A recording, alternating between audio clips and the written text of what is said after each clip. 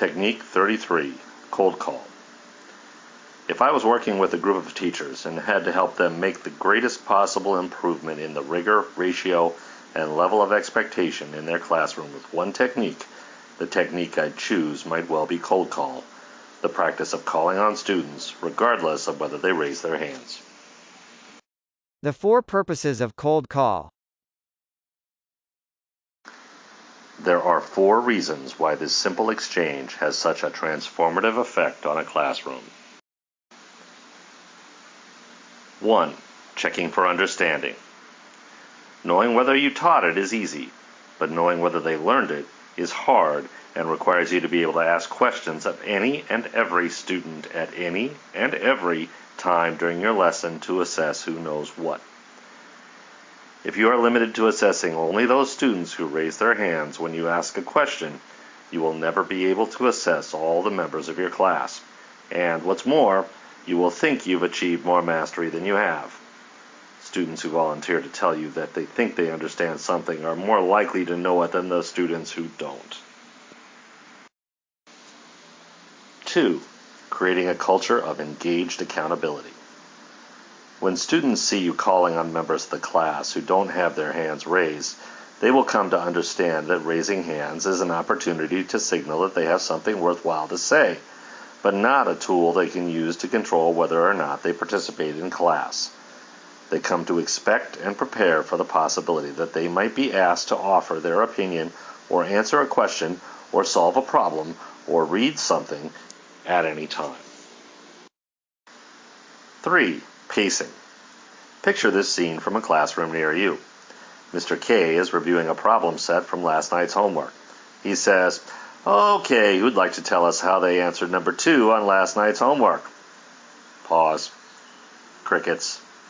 Finally, after 5 or 6 seconds, Natalie raises her hand.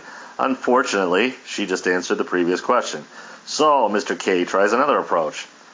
"I'm seeing the same 2 or 3 hands," he says, scanning slowly and awkwardly. "Do I need to remind you that participation is graded in my class?" Teachers like Mr. K routinely waste a great deal of time, 10 or 15 seconds per question perhaps, but hours and hours over the long run, pleading for someone to answer their questions. What's worse, watching a teacher desperately plead for someone to participate slows the perceptive clock to a crawl.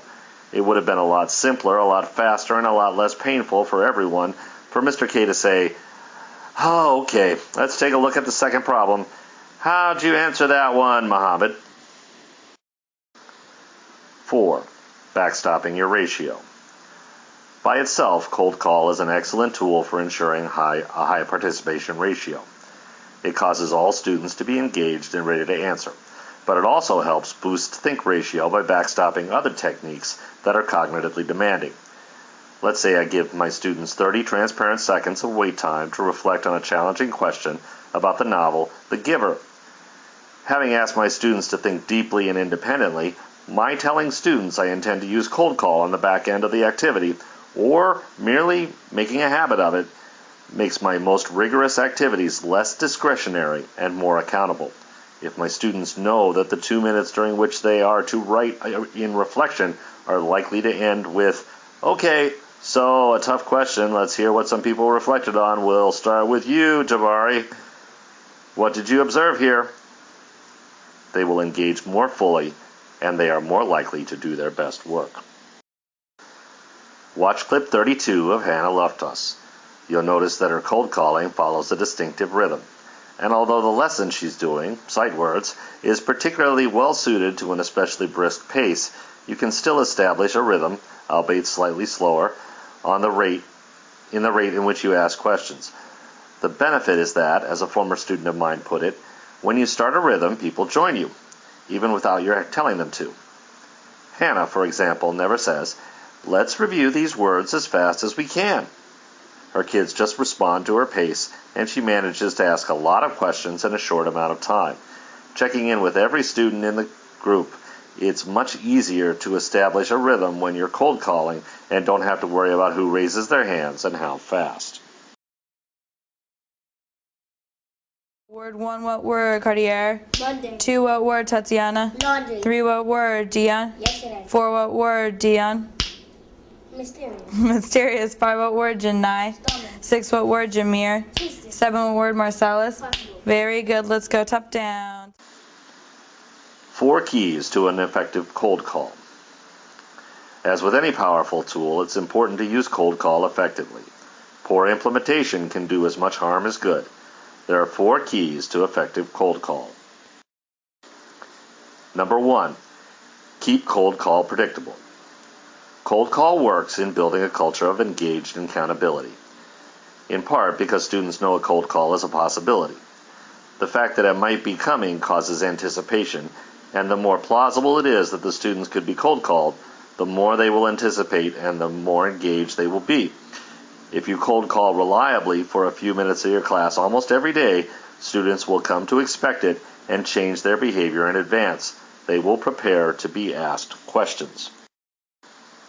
If your cold calls surprise students, they may learn a lesson. Darn, I should have been ready. But one too late to help them. They may also feel ambushed, caught off guard, and therefore more likely to be thinking about the past. Why'd she do that? Then about the future. I'm going to be ready. If cold calls are predictable and students begin to anticipate them, the effect will be universal. The ultimate form of predictability is transparency, explaining to students the first time you use cold call exactly what you'll do, why you'll do it, how often you'll do it, and how they should react. We call this a rollout speech. Scripting some brief remarks to explain the what and the why makes the exercise rational, systematic, predictable, and with a little skill, inspiring. You can watch in clip 33 the rollout speech that the champion teacher Colleen Driggs gives her 5th graders at Rochester Prep. Colleen quickly tells her students how to act during cold call, explains why she uses this technique, and, you'll surely notice, frames the activity in a positive way. It's a chance to shine and show that you're on fire. All right. In some of your classes, your teachers do this thing. It's called cold calling. In fact, I do it. It's when you don't raise your hand and a teacher, William, calls on you just to see, and it's not like a gotcha, it's really just a way to do a quick review. I don't call it cold calling though, I call it hot calling. Because you get a chance to shine and to show that you are on fire. So almost every day when we're talking about genre, we're going to do hot calling. It's a great way to review all of these definitions and terms that we've learned. Here's the hardest part about hot calling. You gotta keep your hands down. Your hands are folded. I will call in a person. When I call in that person, you track just like you normally do, and then you track me when you hear my voice again. Nod if you understand. Nod if you are ready for hot calling. Beautiful. Keep your hands down. Shabrianne, I'm going to come back to inconsiderate and absent-minded at the end. If you're on perch, you track forward like normal. Please don't call out. Slam.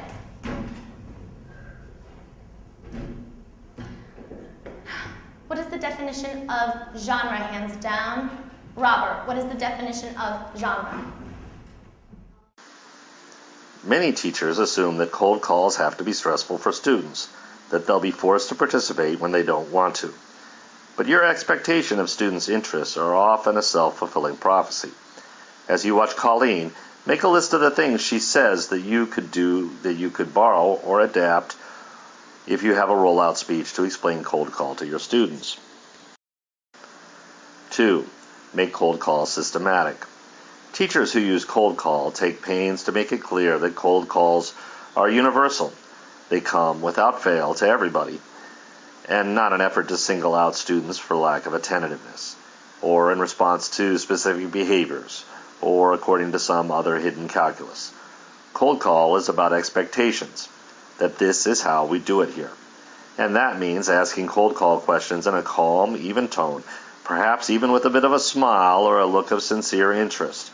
Most champions I've observed are careful to cold call in batches so that it couldn't appear as though one person was in the teacher's sights. They cold call all types of students, not just those whose attention might be questioned, say, and sprinkle their questions to all corners of the room, not just that certain group of desks in the back. Some even track their cold calls, or plan them in advance to keep themselves accountable for getting everyone with reasonable consistency. I've even seen Julie Jackson keep a chart on the wall during her reading groups for this purpose. It had the ancillary benefit of reminding students that her cold calls came to everyone in the end. Be cautious of tying your cold calls to specific behaviors when you're not sure students are eager to be called on. If you say, I see you hiding over there, Caitlin, you not only risk making Caitlin self-conscious, but also cause students to think about whether they look as though they are hiding and how they should look if they do or don't want to be cold called. Besides, a cold call is not a punishment. As teacher Colleen Driggs puts it, it's a chance to shine. Keep cold call positive. The purpose of cold call is to foster positive engagement in the rigorous work of your class. One of its benefits is that students occasionally surprise themselves with their own capabilities. They don't volunteer because they don't think they can answer, but when they're forced to try, they are happily surprised to find themselves succeeding. In other cases, students suspect they know the answer, but are hesitant to volunteer for a variety of social reasons.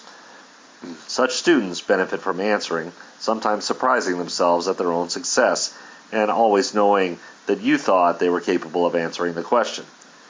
A cold call is a good thing, an opportunity you give your students. When you cold call, you want students to get the answer right. In your heart, you have to be rooting for success. If you're not, your cold call could be a gotcha, calling on a student when you know he was tuned out in order to chase him. What did I just say, John? Or, isn't that right, John? I recommend against this. Cold call is an academic technique. It's designed to engage all students in the academic discourse of your classroom. You don't want to confuse an invitation to participate with a consequence or a correction. You can ensure positivity by using an even, slightly upbeat tone, suggesting that you couldn't imagine a world in which a student would not want to participate. If you're worried that a student might be anxious, start with a very simple question. Did you try problem 2, David? To establish a bit of comfort. Then ask a more substantive one. Good, tell us what you got. In addition, consider the power of explaining to students in advance what to do if 1, they don't know the answer. Smile, say, I'm not sure, and then add, but, and give me your best guess. Or 2, their classmates can't answer. Be supportive, smile warmly, and track them. Don't raise your hand until they've done trying. And remember that all of us will be there at some point. One final aspect of cold call that leads to a positive tone can occasionally elude some teachers when they aren't prepared. Both the question and the ideal answer should be clear. Every teacher has had the experience of asking a student a question that, in retrospect, wasn't clear. It's doubly important to avoid this kind of question when cold calling. Many teachers address this challenge by planning their exact questions and answers word for word as part of their lesson planning process. 4. Unbundle your cold call.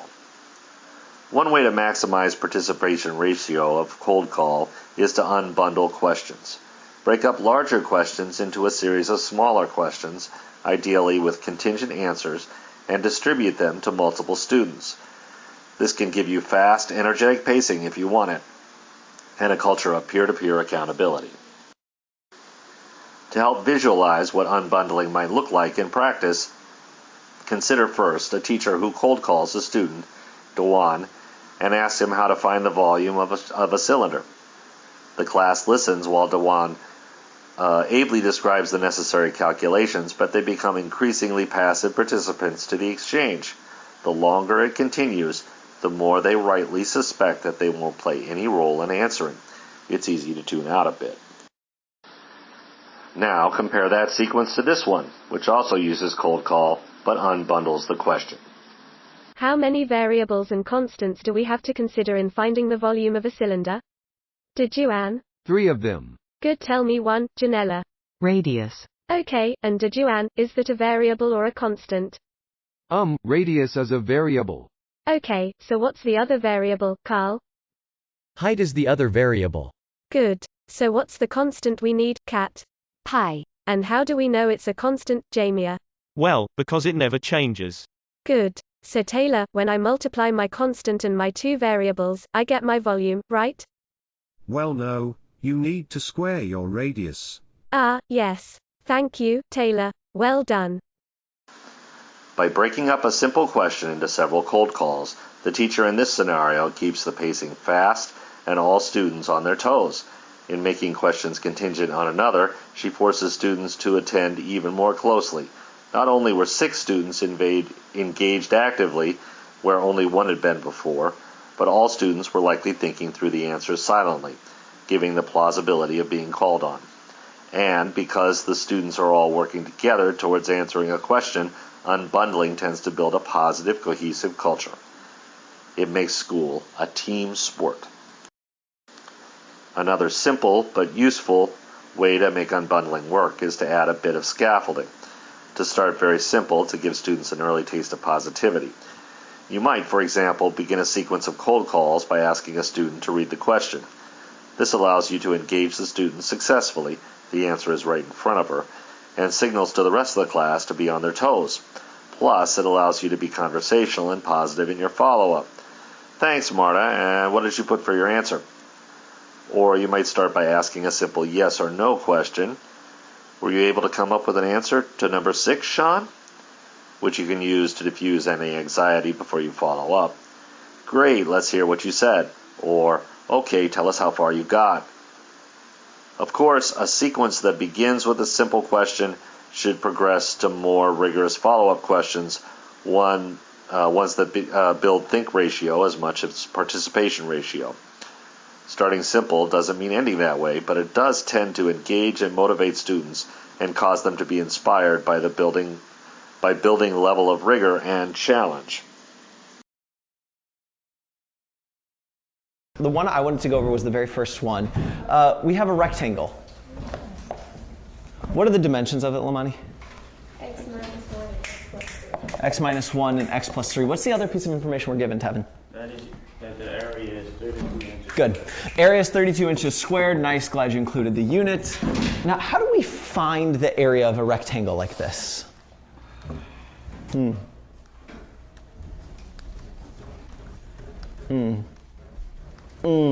Chelsea, your hand was up in your mind, I could tell.